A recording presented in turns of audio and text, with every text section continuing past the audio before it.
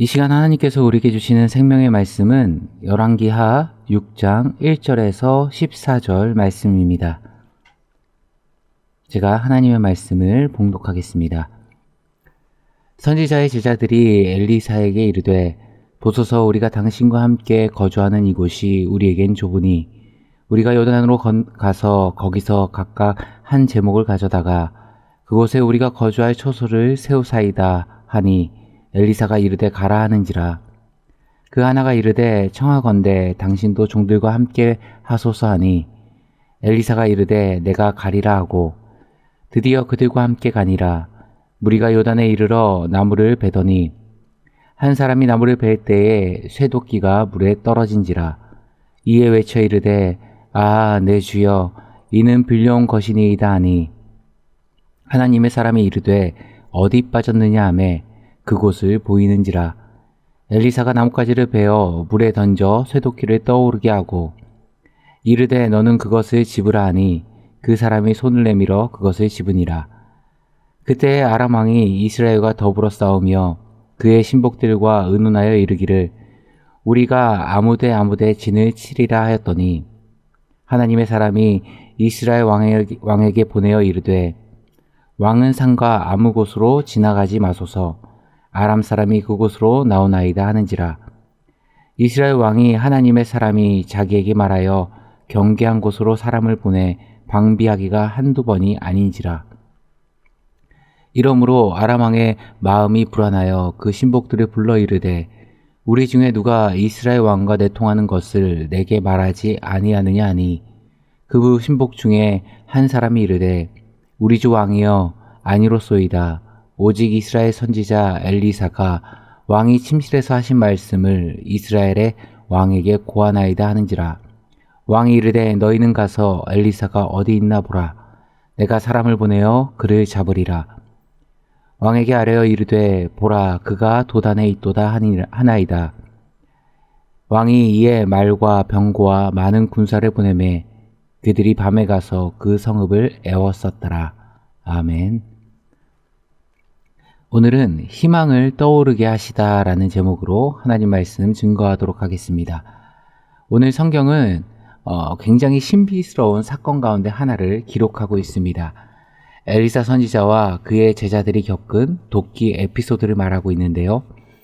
1절에 선지자의 제자들이 엘리사에게 건의를 합니다. 지금 우리가 머무는 곳이 너무 좁으니 요단강을 건너가서 확장 공사를 하자는 제안을 합니다. 지금 선지자들의 제자들, 엘리야사만이 제자들만 있는 것이 아닙니다.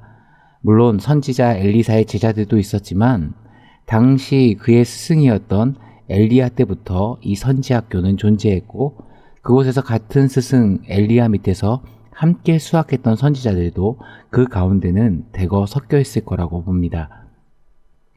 스승 엘리야가 불세례를 타고 하늘로 승천하면서 그 리더십과 사명 그리고 갑절의 능력을 엘리사가 이어받게 되죠. 그러니 고스란히 제자들도 누구에게로 옮겨가는 겁니까? 엘리사에게로 옮겨간 겁니다. 마치 신약에서 예수님의 제자들 가운데 세례 요한의 제자들이 섞여 있었던 것과 동일한 겁니다. 당시 선지학교는 지금의 교육기관처럼 아침에 등교하고 오후에 하교하는 시스템이 아니라 함께 거주하며 함께 사는 동고동락의 시스템입니다. 그러다 보니 인원이 점점 늘어나게 되고 이제 함께 거주하기에는 장소가 비좁음을 느낀 겁니다. 그래서 제자 중 하나가 2절에 이렇게 요청합니다. 우리가 건너가서 목재를 가져가다 확장 공사를 하자는 겁니다. 요단강은 굉장히 풍성한 숲이 우거진 지역이고 물주기가 좋은 지역이고 그래서 나무를 베고 그곳에서 목재물을 짓기에는 너무나도 좋은 환경입니다. 그래서 권하는 거죠. 스승님, 우리와 함께 요단강으로 가시죠. 4절에 보시면 결국에는 스승 엘리야와 함께 이들은 요단강을 건너가게 됩니다. 요단강에 도착해서 이제 건축할 목재를 베는데 생각해 보십시오. 이 신학생들이 언제 도끼질을 해봤겠습니까? 요즘이야 망치, 도끼, 나무에 꼭 맞게 제작이 되지만 예전에는 세 부분이 빠지기도 하고 또 숙련된 벌목꾼이 아닌 비전문가가 도끼질을 하다 보면 놓치기도 하고 벌목도 상당히 어렵기도 했을 겁니다. 그런 상황 속에서 오늘 한 선지자 제자가 벌목을 하다가 그만 도끼를 빠뜨리게 됩니다. 4절과 5절을 보시면 드디어 그들과 함께 가니라. 무리가 요단에 이르러 나무를 베더니 한 사람이 나무를 벨 때에 쇠도끼가 물에 떨어진지라. 이에 외쳐 이르되 아 내 주여 이는 빌려온 것이니이다 하니.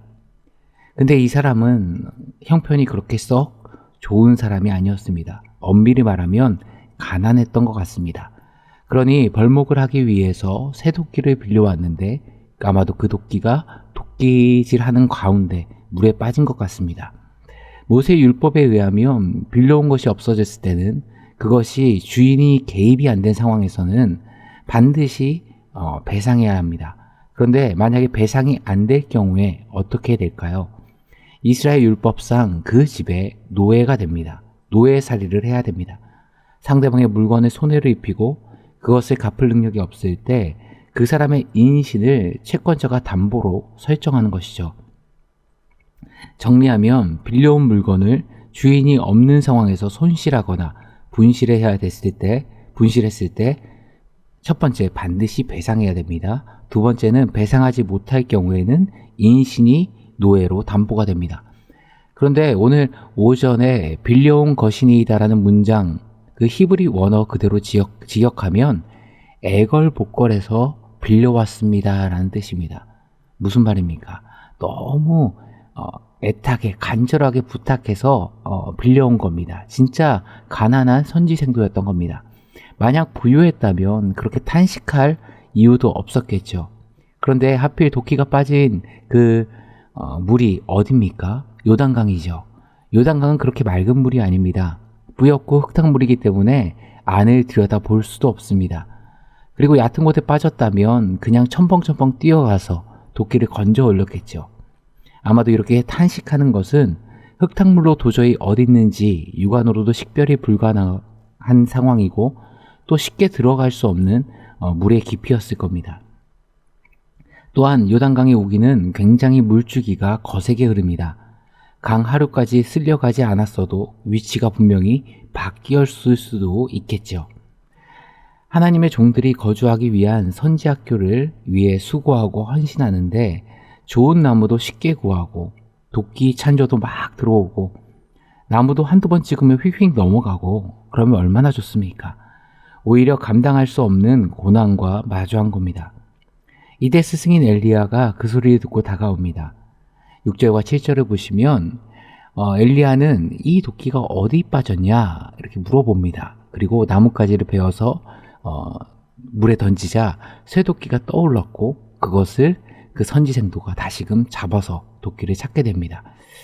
우리가 여름 수련회를 하다 보면 프로그램 중에 꼭 필수로 들어가는 이게 꼭 들어가야지 수련회 전체 만족도가 올라가는 것이 있는데요. 바로 물놀이 시간입니다. 그래서 청년들과 물놀이 계곡 바닷가에서 이렇게 신나게 놀다 보면 여자 청년들은 이상하게 물에 안 들어가고 밖에서 쉬겠다고 하는 경우가 굉장히 많습니다. 그러면 남녀 청년들이 우르르 와가지고 한 명을 들쳐업고 물에다 던지고 또 여자 청년들은 비명을 지르고 그때부터는 내가 언제 물 밖에서 쉰다 그렇게 말했냐 그런 듯이 정말 신나게 놉니다. 그런데 이 물에 빠지다 보면 간혹 주머니에서 물건을 빼지 못한 채 물에 빠져서 분실하는 경우가 있습니다. 예를 들면 휴대폰이 빠졌다 그러면 주변 모든 형제들이 물안경을 쓰고 잠수하고 바닥을 찾아보죠. 가만히 있으면 그게 물 위에 떠오릅니까? 아니죠. 그런데 생각해보면 이 도끼는 쇠로 만든 도끼입니다. 이런 쇠도끼가 물 위로 다시 떠오른다는 것은 지구가 기초하고 있는 중력의 법칙과 부력의 법칙에도 어긋나는 초자연적인 일입니다. 그래서 어떤 학자들은 이 본문을 가지고 도끼 머리가 얕은 곳에 빠졌는데 엘리사가 나무를 가지고 그 도끼 머리 부분에다 찔러 넣어서 끌어올린 거다. 뭐 이렇게 해석하는 사람도 있는데요. 그런 거면 그냥 자기가 건져 올리면 되지. 그렇게 깊이 탄식할 이유가 없었겠죠. 그러니까 당시 상황과 성경을 조합해 볼 때 오늘 6절의 말씀처럼 물속에 있던 쇠도끼의 머리가 그 안에 공기를 채워놓은 것처럼 스르륵 물 위로 떠오른 겁니다. 이것은 굉장히 초자연적이고 이 땅의 창조 법칙을 뒤집은 신비스러운 사건이었습니다. 그런데 이것을 조금 우리가 살아가는 우리의 삶으로 비춰봤을 때 우리의 삶이 종종 마주하는 모습과 너무나도 닮지 않았습니까? 우상이 만연한 그 시대 가운데서 하나님의 말씀을 지키며 하나님의 뜻대로 살고자 몸부림치던 선지 생도들처럼 우리도 이 세상 한복판에서 하나님의 자녀답게 살기 위하여 몸부림치며 하루하루를 살아가죠. 그러면 좋은 나무도 쉽게 구하고 도끼 찬조도 막 들어오고 나무도 한두 번 찍으면 휙휙 넘어가고 그러면 얼마나 좋습니까? 그런데 오늘 이 본문처럼 빌려온 도끼마저도 물속에 가라앉아 버리는 상황과 마주할 때가 있습니다. 실패를 마주하고 희망은 보이지 않는 물속으로 가라앉아 버리고 삶의 거센 물줄기에 어디서 희망을 찾아야 할지 보이지 않는 순간, 그래서 할 수 있는 건 5절의 선지생도와 같이 깊은 탄식과 절망의 부른짖음밖에 없는 그 순간과 마주하게 됩니다. 하지만 오늘 성경은 무엇을 말하고 있습니까? 우리의 인력으로는 해결할 수 없는 문제지만, 우리의 지혜와 지식으로는 풀어갈 수 없는 문제지만, 그것이 세상의 모든 자연의 법칙을 뒤집는 일이라도 우리 하나님께서는 그의 백성들을 하나님의 능력으로 다시금 일으키시고 깊은 물속에서 떠오르게 하시는 은혜를 베풀어 주실 것이라는 겁니다. 시편 40편 2절 말씀을 보시면 나를 기가 막힐 웅덩이와 수렁에서 끌어올리시고 내 발을 반석 위에 두사 내 걸음을 견고하게 하셨도다. 기가 막힐 웅덩이, 새 번역에서는 멸망의 웅덩이로 번역했습니다. 기가 막히고 죽을 수밖에 없는 웅덩이와 수렁에 빠져 우리가 모든 소망을 잃어버릴 때 우리는 포기하고 절망할지 모르지만 우리의 목자 되신 하나님 아버지는 포기하지 않으시고 우리를 끌어올리시고 든든한 반석 위에 두시고 우리의 걸음을 견고하게 하시는 하나님이십니다.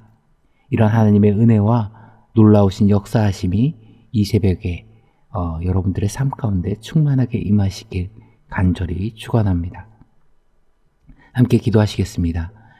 참 좋으신 하나님 아버지, 우리가 인생을 살아가면서 내 마음이 낙심되고 근심이 쌓여갈 때 나의 인생을 붙드시고 나의 등 뒤에서 역사하시는 그 하나님을 바라보며 절망이 아니라 하나님께 소망을 두는 하나님의 자녀들 되게 하여 주옵소서.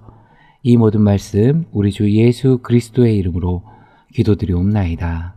아멘.